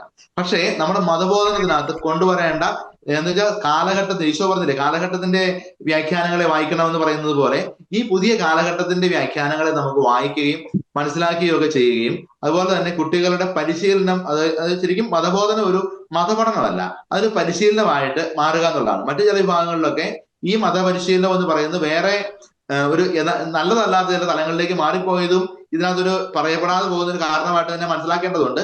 പക്ഷെ എങ്കിൽ നമ്മളിലേക്ക് വരുമ്പോൾ നമ്മുടെ മതബോധന ക്ലാസ്സുകളിൽ ഏറ്റവും കൂടുതലായിട്ട് ചെയ്യേണ്ടത്, അല്ലെങ്കിൽ നമ്മുടെ ക്രിസ്ത്യൻ സ്കൂളുകളിലും നമ്മുടെ കുട്ടികളുടെ പരിശീലനത്തിനൊപ്പം ചെയ്യേണ്ടതായിട്ടുള്ളത് കാലഘട്ടത്തിന്റെ വ്യാഖ്യാനങ്ങൾ വായിച്ച് മനസ്സിലാക്കാനായിട്ട് നമ്മുടെ കുഞ്ഞുങ്ങളെ പഠിപ്പിക്കുക എന്നുള്ളത് വളരെ പ്രധാനപ്പെട്ട കാര്യമാണ്. അതുപോലെ തന്നെ ഇത്തരം കാര്യങ്ങൾ ഇപ്പൊ ഈ 3 സംഭവങ്ങൾ കൊണ്ട് നിൽക്കുന്നില്ല. ഇത്തരം കാര്യങ്ങൾ വരുമ്പോൾ വളരെ ബോധപൂർവമായിട്ട് അവിടെ നിന്ന് ഒഴിവായി പോകാനും ഒക്കെയുള്ള ആ ഒരു രീതികൾ നമ്മൾ കുട്ടികൾ പഠിക്കേണ്ടതായിട്ടുണ്ട്. കാരണം സമൂഹം ഇങ്ങനെ മാറിക്കൊണ്ടിരിക്കുകയാണ്. അതിന്റെ ശരിതെറ്റുകളൊക്കെ ആപേക്ഷികമായിട്ട് വരുന്നു. അതിന്റെ ശരിതെറ്റുകളൊക്കെ വിഷയത്തിന്റെ അടിസ്ഥാനത്തിലോ വ്യക്തികളുടെ അടിസ്ഥാനത്തിലോ ഒക്കെ അതിന്റെ ശരിതെറ്റുകൾ വരുന്ന കാലഘട്ടത്തിലാണ്. അപ്പം ആ രീതിയിൽ കുറച്ചൊക്കെ സുരക്ഷിതരായിരിക്കുന്ന ആ രീതിയിൽ നീങ്ങാനൊക്കെ ആയിട്ട് നമ്മുടെ കുഞ്ഞുങ്ങളെ പരിശീലിപ്പിക്കുക എന്നുള്ളത് പ്രധാനപ്പെട്ട കാര്യമാണ്. നമ്മുടെ കുടുംബങ്ങളിലേക്ക് വരുമ്പോഴും നമ്മളുടെ മൂല്യങ്ങളായിട്ട് കരുതിക്കൊണ്ടിരുന്ന കാര്യങ്ങളെ മൂല്യങ്ങളായിട്ട് തന്നെ കാണുക. കാലങ്ങൾ എത്ര കഴിഞ്ഞു പോയാലും ആ മൂല്യങ്ങളിൽ നിന്ന് പുറകോട്ട് പോകാതിരിക്കുക എന്നുള്ള പ്രധാനപ്പെട്ട കാര്യമാണ്. ഉദാഹരണത്തിന് പല കാരണവന്മാരും മക്കളെ പേടിക്കുന്ന കാര്യം നമ്മൾ ആദ്യം പറഞ്ഞായിരുന്നു.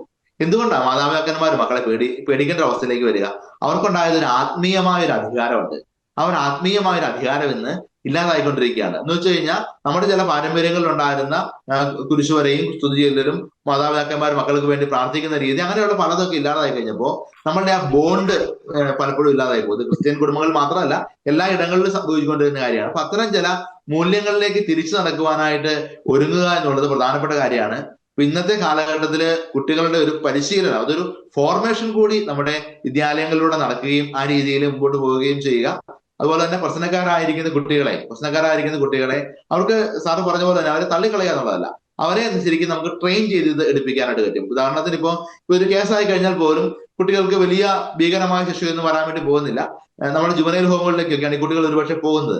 അവിടെ പോയി കഴിഞ്ഞാൽ സംഭവിക്കുന്നത് എന്താ? യഥാർത്ഥത്തിൽ കുട്ടികളുടെ ഒരു തിരിച്ചുവരവാണോ സംഭവിക്കുന്നത്, അതോ കുറച്ചുകൂടെ മികവുറ്റ രീതിയിൽ ഈ കാര്യങ്ങൾ ചെയ്യാൻ വേണ്ടി ഇവരൊക്കെ പഠിക്കുകയാണോ ചെയ്യുന്നത് എന്നുള്ളത് കണ്ണു തുറന്ന സമൂഹത്തിൽ നോക്കേണ്ടതും കൂടെ ഒരു ആവശ്യമാണ്. അപ്പോ നമ്മളുടെ ആ ഒരു കുട്ടികളുടെ പരിശീലനം എന്ന് പറയുന്ന ആ ഒരു കാര്യത്തിന് വലിയ പ്രാധാന്യത്തോടു കൂടെ നമ്മുടെ സ്കൂളുകൾ നീങ്ങണം. പ്രത്യേകിച്ച് ക്രിസ്ത്യൻ മാനേജ്മെന്റ് നടത്തുന്ന സ്കൂളുകളെങ്കിലും ഒക്കെ ബാക്കി എല്ലാ പഠനങ്ങളും ഭംഗിയായി പോകുമ്പോഴും ഇത്തരം ചില പരിശീലനങ്ങളിലേക്ക് പോവുക എന്നുള്ളതും നമ്മുടെ ചില മൂല്യങ്ങളെ അത് എല്ലാ കാലഘട്ടത്തിലും മൂല്യങ്ങളായിട്ട് തന്നെ കാണാനായിട്ട് പഠിക്കുകയും ചെയ്യുക എന്നുള്ളത് പ്രധാനപ്പെട്ട കാര്യമാണ്. 2, സമൂഹത്തിന്റെ ഒരു മാനസിക നിലയിലുണ്ടായിരിക്കുന്ന ആ ഒരു വ്യതിയാനം നമ്മൾ തിരിച്ചറിയുക. അതൊരു ക്രിമിനോളജിക്കൽ ആസ്പെക്റ്റിൽ നമ്മൾ പരിശോധിക്കുമ്പോൾ സമൂഹത്തിന്റെ മൂല്യങ്ങൾ ഇന്ന് തകർക്കപ്പെടുകയും കുറ്റകൃത്യങ്ങൾ പോലും പലപ്പോഴും ന്യായീകരിക്കപ്പെടുകയും ചെയ്യുന്ന ഒരു അവസ്ഥയിലേക്ക് എത്തപ്പെടുന്നു എന്നുള്ളതും പ്രധാനപ്പെട്ട കാര്യമാണ്. അപ്പോൾ അങ്ങനെയുള്ള കാര്യങ്ങളും അത്തരത്തിലുള്ള കാര്യങ്ങളെയൊക്കെ തീർച്ചയായിട്ടും നമ്മൾ ഗൗരവമായിട്ട് തന്നെ അത് മനസ്സിലാക്കിയെടുക്കുക എന്നുള്ളതാണ്. അതുപോലെ തന്നെ ഓരോ കുട്ടികൾക്കും നമ്മുടെ സ്കൂളിലും വീടുകളിലും ഒക്കെ വ്യക്തിപരമായ ഒരു കെയർ കൊടുത്ത് കുട്ടികളെ വളർത്തിക്കൊണ്ട് വരാനായിട്ട് കഴിയുന്നില്ലെങ്കിൽ, അതുപോലെ തന്നെ ചില ബോണ്ടുകളുള്ള ചില വ്യക്തിത്വങ്ങളും കുട്ടികൾക്കിടയിൽ ഉണ്ടാകുന്നില്ലെങ്കിൽ തീർച്ചയായിട്ടും ഇത് വലിയ അപകടത്തിലേക്കാണ് പോകുന്നത്. കാരണം കുട്ടികൾക്ക് പണ്ട് കാലഘട്ടത്തിലെ 90s കുട്ടികൾക്കൊക്കെ ഒരു സിനിമ കാണണമെങ്കിൽ അത് ഒരിക്കലും ഒരു പ്രൈവറ്റ് സ്പേസിൽ കാണാൻ കഴിയില്ലായിരുന്നു. പക്ഷെ ഇപ്പോ കുട്ടികളുടെ സ്വകാര്യ ഇടങ്ങളിലേക്ക് അത് എത്തപ്പെടുകയാണ്, മൊബൈലിലൂടെയും ഒക്കെ നമ്മൾ എത്തപ്പെടുകയാണ്. അപ്പൊ അങ്ങനെയുള്ളപ്പോ ഈ കുട്ടികളുടെ ആ ഒരു പരിശീലനത്തെ പുതിയൊരു കാഴ്ചപ്പാടിലൂടെ കാണുകയും ആ ഒരു രീതിയിലുള്ള പഠനങ്ങൾ ഇനി ഉണ്ടാവുകയും ആ രീതിയിലുള്ള പരിശീലനങ്ങൾ ഉണ്ടാവുകയും ചെയ്യുക എന്നുള്ളത് വളരെ അനിവാര്യമായ ഒരു കാര്യമാണ്. ഓക്കെ, വ്യക്തമാണ്. ഞാൻ ഏറ്റവും ലാസ്റ്റായിട്ട് ബോബി സാറിലേക്ക് വരികയാണ്. ശ്രീ ബോബി തോമസ്, നമുക്കറിയാം മറ്റൊരു കാര്യം കൂടി നമ്മൾ ചർച്ച ചെയ്യേണ്ടത് ഈ ഒരു വിഷയവുമായി ബന്ധപ്പെട്ട് ഒരു അനിയന്ത്രിതമായിട്ടുള്ള ബാലാവകാശം. നമുക്ക് തീർച്ചയായിട്ടും ബാലാവകാശ നിയമങ്ങൾ ഇവിടെ അത്യന്താപേക്ഷിതമാണ് കുട്ടികളുടെ അവകാശങ്ങൾ സംരക്ഷിക്കുവാൻ. നമുക്ക് യൂറോപ്യൻ രാജ്യങ്ങളിൽ എന്താണ് സംഭവിക്കുന്നത്? നമുക്കറിയാം, ഒരു മാതാപിതാക്കൾ ആ കുട്ടിയെ ഒന്ന് തിരുത്തി കഴിഞ്ഞാൽ, ആ കുട്ടിക്ക് വേണമെങ്കിൽ പോലീസിനെ വിളിച്ചത് കംപ്ലൈൻറ്റ് പറഞ്ഞു കഴിഞ്ഞാൽ മാതാപിതാക്കളെ അറസ്റ്റ് ചെയ്യുന്ന സാഹചര്യം ഒക്കെ യൂറോപ്യൻ രാജ്യങ്ങളിലും പാശ്ചാത്യ രാജ്യങ്ങളിലൊക്കെ നിലവിലുണ്ട്. അപ്പോൾ നമ്മുടെ ഇവിടെ തന്നെ ഈ കുട്ടികളുടെ മനസ്സിലേക്ക് തങ്ങൾ എന്ത് ചെയ്താലും ഈ നിയമം തങ്ങളുടെ ഒപ്പം നിൽക്കും. ഇപ്പോൾ അച്ഛൻ പറഞ്ഞതുപോലെ അധികം ശിക്ഷയൊന്നും ലഭിക്കുകയില്ല, ഒന്ന് ജൂനിയർ ഹോമിലേക്ക് വിടും. അങ്ങനെ ഒരു മിഥ്യാധാരണ ഇവരുടെ മനസ്സിലെ രൂഢമൂലം ആയിട്ടുണ്ടോ? ഈ ഒരു ബാലാവകാശത്തിന് എപ്പോഴും ഒരു ലിമിറ്റ് വെക്കേണ്ടതല്ലേ? അതൊരിക്കലും കുട്ടികളുടെ ദോഷത്തിന് വേണ്ടിയിട്ടല്ല, കുട്ടികളുടെ ഭാവിയെ കരുതി, ശോഭനമായിട്ടുള്ള ഭാവിയെ കരുതി ഒരു തരത്തിലുള്ള ലിമിറ്റ് തീർച്ചയായിട്ടും നമ്മൾ വെക്കേണ്ടതല്ലേ? ചുരുങ്ങിയ വാക്കുകൾ ശ്രീ ബോബി തോമസ്. തീർച്ചയായിട്ടും. പക്ഷേ നമുക്ക് ഈ ബാലാവകാശം എന്ന നിയമങ്ങളെല്ലാം വന്നിരിക്കുന്നത് തീർച്ചയായിട്ടും നമ്മുടെ കുട്ടികളുടെ സുരക്ഷിതത്വത്തിന് വേണ്ടിയാണ്. അല്ലാതെ അത് എന്തെങ്കിലും ഒരു സാമൂഹിക ആഘാതം ഉണ്ടാകാൻ വേണ്ടി ഉണ്ടാക്കിയിരിക്കുന്നതല്ല. എനിക്ക് തോന്നുന്നത് അത്തരം അവകാശങ്ങളെയും സ്വാതന്ത്ര്യ ബോധങ്ങളെയും നമുക്ക് തടഞ്ഞു നിർത്താൻ പറ്റില്ല. നമ്മൾ നേരത്തെ പണ്ടൊക്കെ യൂറോപ്യൻ രാജ്യങ്ങളിൽ അങ്ങനെയായിരുന്നു ഇങ്ങനെയായിരുന്നു എന്നൊക്കെ പറഞ്ഞിരുന്ന പല കാര്യങ്ങളും ഇന്ന് നമ്മുടെ നാട്ടിൽ സാർവത്രികമായി കഴിഞ്ഞു. ഈ പറഞ്ഞ കാര്യങ്ങളും അങ്ങനെ, ഈ മാറ്റങ്ങളെ നമ്മൾ അങ്ങനെ തന്നെ കാണണം. ഇതിനെ എന്താണ് പരിഹാരം എന്ന് ചോദിച്ചു കഴിഞ്ഞാൽ അച്ഛൻ പറഞ്ഞ പോലെ ഇതിന്റെ പ്രോബ്ലം എന്തായിരുന്നു? ആ 4 ഇൻസ്റ്റിറ്റ്യൂഷനുകളുടെ തകർച്ചയായിരുന്നു. ആ ഇൻസ്റ്റിറ്റ്യൂഷനുകളെ ശക്തിപ്പെടുത്തിക്കൊണ്ട് മാത്രമേ നമുക്ക് ഇത്തരം പ്രശ്നങ്ങൾക്ക് പരിഹാരം കാണാൻ പറ്റുള്ളൂ. ഉദാഹരണത്തിന് കുടുംബങ്ങളിൽ കുട്ടികളോട് മാതാപിതാക്കൾ ഇപ്പോഴും ചോദിക്കുന്ന ഒരു ചോദ്യമുണ്ട്, നിനക്ക് എത്ര മാർക്ക് കിട്ടി, നീ വിജയിച്ചോ? അതിന് പകരം എന്റെ മകനെ, നീ ഇന്ന് ആരെങ്കിലും വേദനിപ്പിച്ചോ, നീ മൂലം ആർക്കെങ്കിലും മുറിവുണ്ടായോ എന്ന് ചോദിക്കുന്ന ഒരു എംപതറ്റിക്കൽ ആയിട്ടുള്ള സംഭാഷണങ്ങൾ നമുക്ക് വരുന്നില്ല. സ്കൂളുകളുടെ കാര്യത്തിലാണെങ്കിൽ സ്കൂളുകളിൽ കുട്ടികൾ ഇങ്ങനെ തമ്മിൽ സംഘടനത്തിൽ ഏർപ്പെടുമ്പോൾ അത് കുട്ടികളല്ലേ, അവർ വഴക്കുണ്ടാക്കുന്നു, അവർ കൂടുന്നു എന്ന് വിചാരിക്കാതെ അതിൽ ഇടപെടാനായിട്ട് സ്കൂളുകൾക്കും തന്റെ ഇടം ഉണ്ടാവണം. ഇത്തരം നിയമങ്ങളെ പേടിച്ച് മാറി നിന്നിട്ട് കാര്യമില്ല. പീഡിപ്പിക്കുന്നവനെയും പീഡനത്തിനിരയായിരിക്കുന്നവനെയും നമ്മൾ ഒരേ രീതിയിൽ കുട്ടികളാണെന്ന് കരുതി 2 രീതിയിലുള്ള ട്രീറ്റ്മെന്റ് അവർക്ക് കൊടുക്കണം. ഞാൻ ആവർത്തിച്ച് പറഞ്ഞതുപോലെ ഉപദ്രവിക്കുന്നവന് കൗൺസിലിംഗ് കൊടുക്കണം, ഉപദ്രവത്തിനെതിരെയായിരിക്കുന്നവർക്ക് സൈക്കോളജിക്കൽ ആയിട്ടുള്ള പ്രൊട്ടക്ഷൻ കൊടുക്കണം. സമൂഹം ഒരു പൊതുസ്ഥലത്ത് ഇതുപോലെ ഈ കുട്ടികൾ ആക്രമിക്കുന്നത് കാണുമ്പോൾ നമ്മൾ അതുവഴി കടന്നു പോകാൻ ഇടയാകുമ്പോൾ നമ്മൾ കണ്ടില്ല എന്ന് നടിച്ചു പോകരുത്, നമ്മൾ അതിൽ ഇടപെടണം. നമ്മുടെ മുമ്പൊക്കെ അങ്ങനെ ആയിരുന്നല്ലോ, നമ്മൾ കുട്ടികൾ തമ്മിൽ വഴക്കുണ്ടാക്കുമ്പോൾ നമ്മൾ ഒന്നും അറിയാൻ മേലാത്തവരെ പോകത്തില്ല, പിടിച്ചു മാറ്റാനെങ്കിലും ശ്രമിക്കുമായിരുന്നു. ഇന്നിപ്പോ പിടിച്ചു മാറ്റിയില്ലെങ്കിലും നമുക്ക് എങ്ങനെയാണ് അതിൽ ഇടപെടാൻ സാധിക്കുന്നത്? ആ സാഹചര്യങ്ങൾക്ക് അനുസരിച്ച് നമുക്ക് ഇടപെടാൻ പറ്റണം. നിയമം അതിന് റീഹാബിലിറ്റേഷൻ കൊണ്ടുവരണം. അതായത് ഞാൻ പറയുന്ന പോയിന്റുകൾ ഇതാണ്: വീട്ടിൽ എംപതറ്റിക്കൽ ആയിട്ടുള്ള ഒരു ഇടപെടൽ കുട്ടികളോടുണ്ടാവണം, സ്കൂളിൽ ഇന്റർവെൻഷൻ ഉണ്ടാവണം, സമൂഹത്തിന്റെ ഇടപെടൽ ഉണ്ടാവണം, നിയമത്തിന്റെ റീഹാബിലിറ്റേഷൻ ഉണ്ടാവണം. ഇവ ഒരുമിച്ച് നിന്ന് കഴിഞ്ഞാൽ തീർച്ചയായിട്ടും ഒരു കുട്ടിയെ പോലും നഷ്ടപ്പെടാതെ നമുക്ക് നേടാൻ സാധിക്കുമെന്ന് തന്നെയാണ്. ഒരു കാര്യം ശ്രീ ബോബി സാർ, ഞാനൊന്ന് ആഡ് ചെയ്യാണ്. പലപ്പോഴും പലരും ഇടപെടാൻ ഭയക്കുന്ന ഒരു കാര്യം എന്ന് പറഞ്ഞാൽ ഈ പോക്സോ നിയമങ്ങളൊക്കെ പലപ്പോഴും ദുരുപയോഗം ചെയ്യപ്പെടുന്ന ഒരു അവസ്ഥ. അത് വല്ലാത്തൊരു സാഹചര്യം തന്നെ. നമ്മുടെ അധ്യാപകരായിക്കോട്ടെ മറ്റ് പലരായിക്കോട്ടെ പിന്നെ പോക്സോ നിയമം ഇങ്ങനെ ദുരുപയോഗം ചെയ്ത് പീഡിപ്പിച്ചു എന്നൊക്കെ പറഞ്ഞ് നിരപരാധികളെ കൊടുക്കുന്ന ഒരു സാഹചര്യം കൂടിയുണ്ട്. അതിനാൽ തന്നെയാണ് എനിക്ക് തോന്നുന്നു പലരും ഇത്തരം വിഷയങ്ങൾ ഇടപെടാൻ ഭയക്കുന്നതെന്ന് എനിക്ക് തോന്നുന്നു. അതെങ്ങനെ നമുക്ക് കൗണ്ടർ ചെയ്യാൻ സാധിക്കും? വളരെ സത്യമായിട്ടുള്ള കാര്യമാണ്. ഈ ഇത്തരം പോക്സോ നിയമങ്ങളും സ്ത്രീപീഡന നിയമങ്ങളും ഇന്ന് വളരെ വ്യാപകമായിട്ട് ദുരുപയോഗപ്പെടുത്തുന്നുണ്ട്. എന്തിനാണ് ഇത്തരം പ്രത്യേകിച്ചും യങ് ജനറേഷൻ ആണ് ഇവരെ എല്ലാ കാര്യങ്ങളും വീഡിയോയിൽ റെക്കോർഡ് ചെയ്യുകയോ എല്ലാം ചെയ്യും. ഇതിനെ വ്യത്യസ്തമായ രീതിയിൽ ഈ വീഡിയോ എഡിറ്റ് ചെയ്തൊക്കെ അവതരിപ്പിച്ചു കഴിഞ്ഞാൽ നമുക്കറിയാം, കഴിഞ്ഞ ദിവസം ഒരു ബസ്സിലുണ്ടായ സംഭവങ്ങളൊക്കെ അറിയാം. അപ്പൊ ഇത്തരം കാര്യങ്ങൾ എന്തിനാണ് ആവശ്യമില്ലാത്ത കൊല്ലാത്തിന് പോകുന്നതെന്ന് വിചാരിച്ച് തന്നെയാണ് ഇടപെടാതിരിക്കുന്നത്. പക്ഷെ സമൂഹത്തിന്റെ ഇടപെടൽ ഇതിൽ നമുക്ക് ഒഴിവാക്കാൻ പറ്റത്തില്ല. നമുക്ക് സാഹചര്യങ്ങൾ മനസ്സിലാക്കി വിവേകപൂർവ്വമുള്ള ഒരു ഇടപെടൽ നമുക്ക് അതിലുണ്ടായേ പറ്റുള്ളൂ. മറ്റൊരാളുടെ സ്വാതന്ത്ര്യം എന്ന് പറയുന്നത്, എന്റെ സ്വാതന്ത്ര്യം മറ്റൊരാളുടെ മൂക്കിന് മുമ്പിൽ അവസാനിക്കുന്നു എന്ന് പറയുന്ന ആ ഒരു പ്രിൻസിപ്പിള് കുഞ്ഞുനാൾ വരെ കുട്ടികൾ പഠിക്കുക എന്നുള്ളത്. ചേട്ടനന്മാർ നമ്മുടെ വഴക്കുകൾ ആണെങ്കിൽ പോലും അവിടെ നിന്ന് ആ ഒരു രീതിയിലുള്ള പരിശീലനം ഉണ്ടാവുക. അതുപോലെ മാതാപിതാക്കന്മാര് കുട്ടികളെ ശിക്ഷിക്കുകയും ശാസിക്കുകയും ചിലയിടത്ത് ആ രീതിയിൽ കുട്ടികളെ വളർത്തിക്കൊണ്ട് വരിക. അതുപോലെ തന്നെ മറ്റുള്ളവരുടെ സ്വാതന്ത്ര്യങ്ങളെയും അവന്റെ വേദനകളെയും മനസ്സിലാക്കാനായിട്ട് നമ്മൾ പഠിക്കുക എന്നുള്ളത് പ്രധാനപ്പെട്ട കാര്യമാണ്. അതാണ് ആ ഒരു പരിശീലനമാണ് ശരിക്കും പറഞ്ഞാൽ അതിനുള്ള പരിഹാരം എന്ന് പറയുക. വളരെ വ്യക്തമാണ്. മറ്റെന്തിനേക്കാളും സർക്കാർ അല്ലെങ്കിൽ ഭരണകൂടങ്ങൾ പൊതുസമൂഹം അടിയന്തര പ്രാധാന്യത്തോടു കൂടി തന്നെ ഇടപെടേണ്ട ഒരു വിഷയം തന്നെയാണ് ഇവിടെ ചർച്ച ചെയ്തത്. അടിയന്തര പ്രാധാന്യത്തോടെ ഇത്തരം വിഷയങ്ങളിൽ ഒരു ക്രിയാത്മകമായിട്ടുള്ള ഇടപെടൽ നടത്തി നമ്മുടെ വളരുന്ന തലമുറയെ തിരുത്തിയില്ലെങ്കിൽ തീർച്ചയായിട്ടും അത് നമ്മുടെ ഭാവിയെ തന്നെ ദോഷകരമായിട്ട് ബാധിക്കും. കാരണം ഇന്നത്തെ ഈ കുട്ടികളാണ് നാളെ നമ്മുടെ രാജ്യത്തിൻ്റെ ഒരു ഭാവി എന്ന് പറയുന്നത്. അതിനാൽ തന്നെ തീർച്ചയായിട്ടും സത്വരമായിട്ടുള്ള നടപടികൾ സ്വീകരിക്കേണ്ടിയിരിക്കുന്നു. ഇത്തരത്തിലുള്ള ക്രിമിനൽ വാസനകൾ അവസാനിപ്പിക്കാൻ ഇവിടെ ചർച്ച ചെയ്തതുപോലെ ഇത്തരം ക്രിമിനൽ വാസനകൾക്ക് പിന്നിൽ ലഹരിയുടെ പങ്കുണ്ട്, സിനിമയുടെ പങ്കുണ്ട്, മറ്റ് ചില മാധ്യമങ്ങളുടെ ഒക്കെ പങ്കുണ്ട് എന്നത് യാഥാർത്ഥ്യമാണ്. അതിനാൽ തന്നെ അത്തരം കാര്യങ്ങളൊക്കെ തിരുത്തി നല്ലൊരു തലമുറയെ വാർത്തെടുക്കുവാൻ ഇവിടുത്തെ പൊതുസമൂഹത്തിന് സാധിക്കട്ടെ എന്ന് ആശംസിക്കുന്നു. ഈ ചർച്ചയിൽ വളരെ സജീവമായി പങ്കെടുത്ത ഫാദർ റോബിൻ പടിഞ്ഞാറേക്കുറ്റൊപ്പം തന്നെ ശ്രീ ബോബി തോമസ്, രണ്ടുപേർക്കും നന്ദി.